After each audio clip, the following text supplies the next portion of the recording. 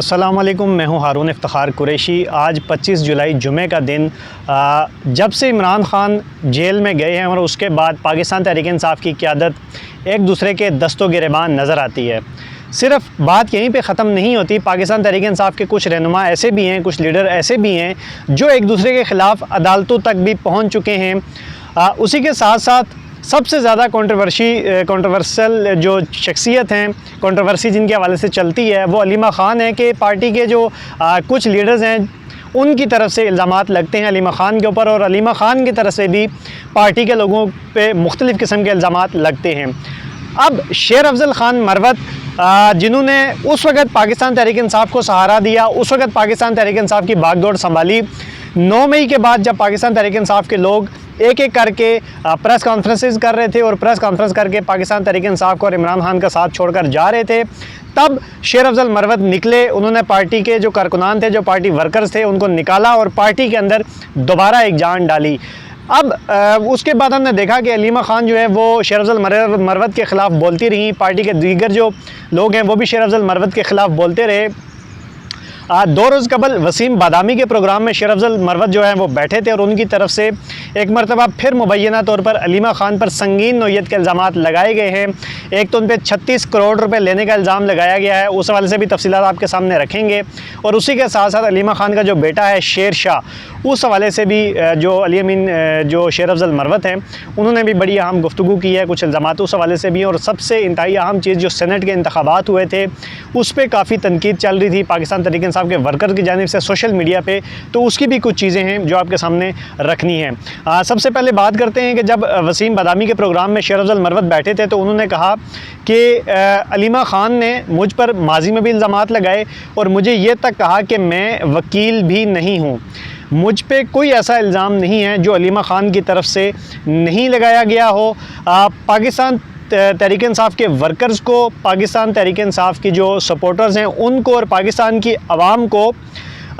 सबसे पहले अलीमा ख़ान ये जवाब दें कि जिस जुर्म में हसन नियाज़ी जो पतलून लहराने के जुर्म में आज भी पाबंद सलासल हैं, आज भी जेल के अंदर हैं, उस वीडियो में देखा जा सकता है कि पतलून पकड़ाने वाला हसन नियाज़ी को जिसने पकड़ाई थी वो अलीमा ख़ान का बेटा शेर शाह था। तो वो शेर शाह क्यों बाहर है? उन्होंने मज़ीद कहा कि शेर शाह जो अलीमा ख़ान का बेटा है, कोर कमांडर हाउस केस में नामज़द मुलजिम है। जब नामज़द हुआ फिर उसके बाद वो मफरूर हुआ, फिर उसको उन्होंने कहा कि अलीमा ख़ान ने एक फ़ौजी जर्नल से बाकायदा तौर पे मामलात तय किए और मई के महीने में ही अलीमा ख़ान का बेटा जो था वो लंदन चला गया, शेर शाह। फिर उसके बाद जो दूसरा बेटा था वो बेटा भी लंदन चला गया। यहाँ पे वो ये कह रहे हैं कि अलीमा ख़ान की तरफ से किसी फ़ौजी जर्नल के साथ मामलात तय किए गए, उनके साथ मुकमका किया गया, जिसके तहत अलीमा ख़ान का जो दोनों बेटे थे उन्हें लंदन रवाना किया गया। अगर ऐसा नहीं होता तो उस केस में, जिस केस में हसन नियाज़ी आज पाबंद सलासिल है, उसमें शेर शाह भी जेल में होते। मज़ीद उन्होंने कहा कि अब ये वापस आ गए हैं, यानी कि अलीमा ख़ान के दोनों बेटों के हवाले से उन्होंने कहा कि अब ये दोनों वापस आ गए हैं और खुलम खुला दंदनाते हुए फिर रहे हैं। कभी कोट लखपत जेल, कभी कचहरियों में जाते हैं और कभी इस्लामाबाद हाई कोर्ट में पेश होते हैं, कभी इस्लामाबाद हाई कोर्ट में जाते हैं। अब इन लोगों की उन्होंने कहा कि ना तो ज़मानत हुई है और ना ही इन्हें कभी गिरफ़्तार किया गया है। तो ये बताएं कि इनके सर पे किसका हाथ है कि ये इस तरीके से घूम रहे हैं आज़ाद, और दूसरी बहन जो है उनका जो बेटा हसन नियाज़ी है वो अभी तक पाबंद सलासल है।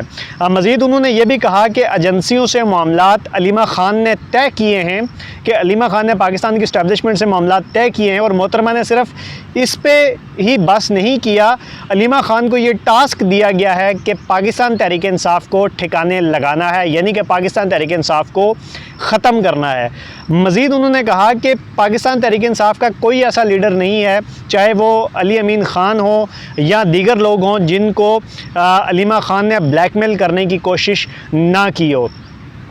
जिस पे वसीम बादामी ने पूछा कि अलीमा ख़ान से जब इस हवाले से पूछा गया तो अलीमा ख़ान ने कहा कि मेरा बेटा तो ख़तरा मोल लेकर वापस आया है, वो तो किसी भी वक्त जेल जा सकता है और वो जेल जाने के लिए तैयार है। ये सारा मामला शुरू हुआ था कि कुछ रोज़ कबल पाकिस्तान तहरीक इंसाफ़ की क़यादत ने प्रेस कॉन्फ्रेंस करनी थी और उस पर शेख वकास अकरम ने ये एक ऐलान किया था कि एक दिन के लिए पाकिस्तान तहरीक इंसाफ जो है वो ARY न्यूज़ का बाइकआउट करती है। उस हवाले से भी आगे तफसीलात आपके सामने रखेंगे कि वो क्यों बाइकआउट का उन्होंने कहा था, और उस हवाले से भी शेर अफजल मरवत ने यह कहा है कि अलीमा खान की हिदायत पर, अलीमा खान के कहने पर पाकिस्तान तहरीक इंसाफ ने ARY के बाइकआउट का ऐलान किया था। अच्छा, आगे वो ये कहते हैं कि जब अलीमा खान ने ये कहा, वसीम बादामी ने पूछा कि अलीमा खान तो ये कहती हैं कि मेरा बेटा तो ख़तरा मोल लेकर वापस आया है, वो किसी भी वक्त जेल जा सकता है और मेरा बेटा जेल जाने के लिए तैयार है। तो जिस पे शेर अफजल मरवत ने कहा कि कानून के एतबार से जो चार्ज हसन नियाज़ी पर लगे हैं वही चार्ज अलीमा खान के बेटे पर लगने चाहिए। ये मिलिट्री अथॉरिटीज़ को फिर इसको भी टेक ओवर करना चाहिए था। ये बाहर गया, फिर वापस आया, फिर दूसरा बाहर गया, ये बाहर किसकी इजाज़त से गए? उन्होंने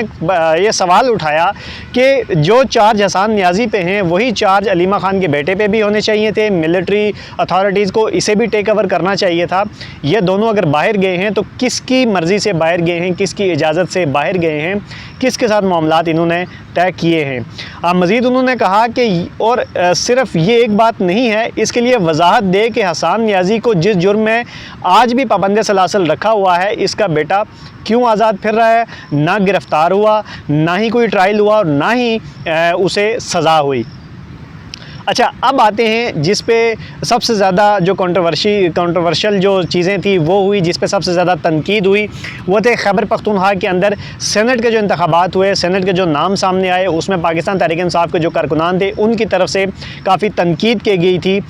उस पर बात करते हुए शेर अफजल मरवत ने कहा कि जो सेनेट इंतखाबात हुए, सेनेट के इंतखाबात में जो वर्कर्स थे, खुर्रम ज़ीशान और इरफान सलीम या वकास औरकज़ई, इनको अलीमा खान ने बुलाया, इन तीनों को, और कहा कि सलमान अकरम राजा से जाकर मिलें। इन तीनों को अलीमा खान ने KP हाउस में या किसी भी जगह पे बुलाया, उनसे मुलाकात की और उन्हें ये कहा कि आप सलमान अकरम राजा से मिलें, और उनको कहने के बाद फिर इन्होंने सोशल मीडिया को जो है वो इनके पीछे लगा दिया। फिर उन्होंने कहा जी कि अलीमा खान ने बैरिस्टर सैफ को बुलवाया। जब खान साहब से अडयाला जेल के अंदर बैरिस्टर सैफ की मुलाकात हुई और ख़ान साहब ने बैरिस्टर सैफ को कहा, उनको नाम बताए कि सेनेट के जो उम्मीदवार होंगे वो पाकिस्तान तहरीक इंसाफ के कौन कौन से होंगे, और उसके साथ साथ उन्होंने मिसाल यूसुफजई का भी नाम इमरान खान की तरफ से बैरिस्टर सैफ को बताया गया कि वो भी पाकिस्तान तहरीक इंसाफ की उम्मीदवार होंगी। उसी के साथ साथ ये बात करते हुए शेर अफजल मरवत ने यह भी कहा कि मिसाल यूसुफजई के साथ मेरे अपने भी जो मुरासिम हैं वो ठीक नहीं हैं, मगर अली अमीन ख़ान को जब ये बात पता चली कि इमरान खान ने जो नामों की मंजूरी दी है कि कौन कौन से नाम पाकिस्तान तहरीक इंसाफ के उम्मीदवार होंगे, तो उस पर अली अमीन गंडापुर ने कहा कि मैं इमरान खान के फ़ैसले से इन्हराफ नहीं कर सकता। हालांकि अली अमीन गंडापुर ने ही मिसाल यूसुफजई को काबीना से निकाला था। अच्छा, फिर उसके बाद उन्होंने कहा कि अलीमा खान ने बैरिस्टर सैफ को KP हाउस में बुलाया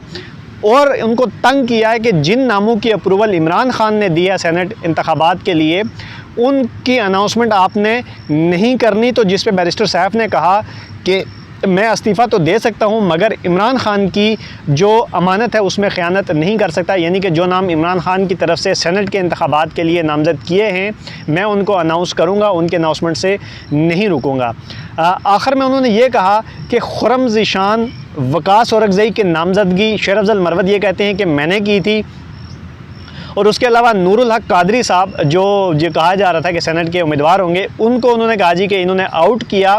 और उन्होंने कहा कि नूरुल हक कादरी, उन्होंने कहा कि उनको आउट किया, और आज मुझे उनकी कॉल आई और उन्होंने मेरा शुक्रिया अदा किया। अच्छा, फिर जब ये बात आई कि बैरिस्टर सैफ को अलीमा खान ने KP हाउस में बुलाया और इस बात से रोका कि जिन नामों की मंजूरी इमरान खान ने दी है उन नामों की वो अनाउंसमेंट नहीं करेंगे, तो उस पर वसीम बादामी ने कहा कि ये जो बात आप कर रहे हैं ये बड़ी अहम बात है, ये बात आप ARY की खबर देखकर तो नहीं कर रहे, क्योंकि ये खबर ARY ने चलाई थी कि बैरिस्टर सैफ को अलीमा खान ने KP हाउस में बुलाया और ये कहा कि जो नामों की मंजूरी इमरान खान ने दी है उनको अनाउंस नहीं करना। तो ये जो रिपोर्ट थी ये ARY के रिपोर्टर नईम अशरफ भट्ट हैं, उन्होंने ये रिपोर्ट किया था। तो वसीम बादामी ने कहा कि ये जो बात आप कर रहे हैं, क्या ये ARY की ख़बर देकर आप बात कर रहे हैं या ये आप अपने ज़राए से ये बात कर रहे हैं, क्योंकि इसी खबर की वजह से पाकिस्तान तहरीक इंसाफ ने ARY न्यूज़ का एक दिन का बाइकआउट का ऐलान किया था। जिस पे शेर अफजल मरवत ने कहा कि जी ये एयरवाई ने जो ये ख़बर चलाई थी ये 100% दुरुस्त थी और एयरवाई के बाइकआउट का अलीमा ख़ान ने कहा था, यानी कि अलीमा ख़ान ने पाकिस्तान तहरीक इंसाफ को ये कहा था कि वो एयरवाई के बाइकआउट का ऐलान करें। अच्छा, मज़ीद उन्होंने कहा कि मिशाल यूसुफज़ई जो हैं वो बुशरा बीबी के काफ़ी करीब हैं और जो इंसान बुशरा बीबी के करीब होता है वो अलीमा ख़ान का दुश्मन होगा। ये भी उन्होंने बड़ा संगीन इल्ज़ाम लगाया कि जो भी शख्स बुशरा बीबी के करीब होगा वो अलीमा ख़ान का जो है वो दुश्मन होगा। अच्छा, मज़ीद उन्होंने कहा कि जो सेनेटर बने अपोजिशन के साथ केपी में जो डील हुई सेनेट इलेक्शन के लिए उसकी अप्रूवल इमरान ख़ान ने दी थी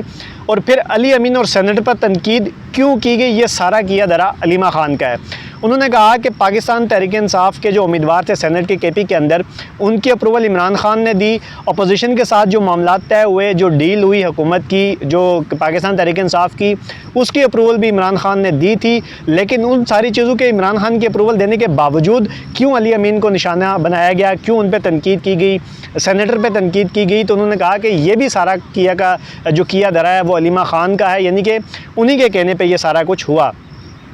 अच्छा, आखिरी पॉइंट जो वसीम बदामी ने पूछा कि आपकी बातों का खुलासा निकल रहा है कि अलीमा ख़ान जो हैं वो इमरान ख़ान के फ़ैसलों के ख़िलाफ़ जा रही हैं। एक तरफ तो वो मीडिया पे आके ये कहती हैं कि जो इमरान ख़ान कहेंगे वही हतमी फ़ैसला होगा, हम सब उसको तस्लीम करेंगे, मगर इन सारी चीज़ों को देखकर मद्देनज़र रखते हुए ये नज़र आ रहा है कि अलीमा ख़ान जो हैं वो इमरान ख़ान के फ़ैसलों के मुखालिफ जा रही है, उनके फ़ैसलों को नहीं मानती। तो उस पर शेर अफजल मरवत ने कहा कि जब 26 नवंबर का वाक़या हुआ उसके बाद अलीमा ख़ान ने ओवरसीज़ पाकिस्तानियों से 36 करोड़ रुपए वसूल किए खतीजा शाह को आगे करके। वो पैसे कहाँ गए? उन्होंने कहा कि जब 26 नवंबर एहतजाज हुआ था उसके बाद ऐप के ज़रिए खतीजा शाह को अलीमा ख़ान ने आगे किया, जिस पे ओवरसीज़ पाकिस्तानियों ने 36 करोड़ रुपए की जो रकम थी वो दी। वो 36 करोड़ रुपए कहाँ गए आज तक उसका पता नहीं चल सका। फिर उन्होंने कहा कि अलीमा ख़ान ने पार्टी के अंदर हर एक बंदे को गंदा करने की कोशिश की है, यानी कि पार्टी लीडरशिप के जितने भी लोग थे उनको गंदा करने की कोशिश की है। और फिर उन्होंने कहा कि जाहिद गशकोरी एक सहाफ़ी हैं, उन्होंने एक स्टोरी ब्रेक की थी कि न्यू जर्सी के अंदर जो अलीमा ख़ान ने 25 करोड़ रुपए का फ़्लैट ख़रीदा था वो 25 करोड़ रुपए का फ़्लैट उन्होंने कैसे ख़रीदा था उसकी भी वजाहत वो आज तक नहीं दे सकी। और आखिर में उन्होंने ये कहा कि उस फ्लैट के अंदर समीना सुल्ताना नामी एक ख़ातून थी जो अलीमा ख़ान की पार्टनर थी और इन दोनों ने मिलकर वो फ्लैट लिया था। तो अलीमा ख़ान ने जो समीना सुल्ताना है उन्हें उनके पैसों से महरूम किया और वो अलीमा ख़ान जो है वो उनके ख़िलाफ़ अदालत में चली गई और तब सलमान अकरम राजा जो हैं वो उनके वकील थे। तो ये बड़े सख्त इल्ज़ामात हैं जो अलीमा ख़ान पे शेर अफजल मरवत की तरफ से लगाए गए हैं। अब देखना ये है कि आगे अलीमा ख़ान की तरफ से इन पे क्या जवाब आते हैं और अगर ये वाकई में सच है कि अलीमा ख़ान इमरान ख़ान के फ़ैसलों के ख़िलाफ़ जा रही हैं तो ये बड़ी एक संगीन सूरत हाल है कि ऐसा क्यों हो रहा है। एक तरफ तो वो कहते हैं कि इमरान ख़ान का जो फ़ैसला है वो हमारे लिए हतमी है, हमारी रेड लाइन है, कोई भी शख्स उसके ख़िलाफ़ नहीं जा सकता। तो बैकडोर पे अगर ऐसी चीज़ें होंगी तो ये बड़ी संगीन नौयत की हैं। इमरान ख़ान की रिहाई के हवाले से, बुशरा बीबी की रिहाई के हवाले से और पार्टी के हवाले से बड़ी संगीन है कि जो पार्टी में एक दूसरे की जो खींचातानी चल रही है, जो एक दूसरे के ख़िलाफ़ बयानबाजी चल रही है, एक दूसरे के ख़िलाफ़ अदालतों में जा पहुँचे हैं। तो अब आगे पार्टी का मुस्तकबिल क्या होगा?